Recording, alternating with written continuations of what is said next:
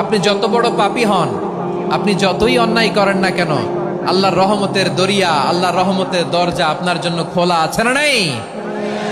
জায়নামাজটা বিছিয়ে দেন, চোখের পানি ছেড়ে দেন, 2 রাকাত নামাজ পড়ে সেজদায় লুটিয়ে পড়ে কাঁদেন। যত গুনাহ আপনার হোক না কেন, আপনার গুনাহ মাফ করে কবুল করে নিবে কে?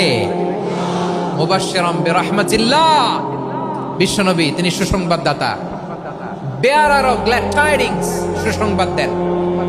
পাপী অবাধ্য সীমালঙ্ঘনকারীদেরকে তিনি আল্লাহর রহমতের সুসংবাদ দেন।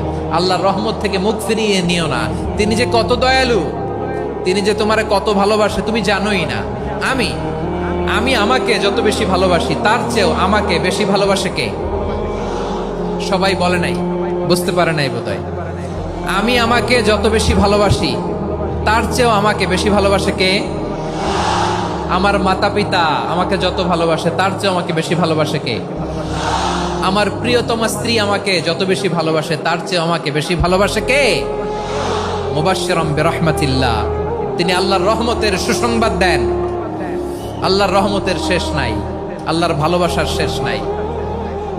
ও মুবাশশিরাম বিল জান্নাহ, তিনি জান্নাতের সুসংবাদ দেন। এই উম্মতের মধ্য থেকে যারা আল্লাহওয়ালা, যারা প্র্যাকটিসিং, যারা ইমানদার, তাদেরকে বিশ্বনবী জান্নাতের সুসংবাদ দেন। আওয়াজ করে পড়েন সুবহানাল্লাহ।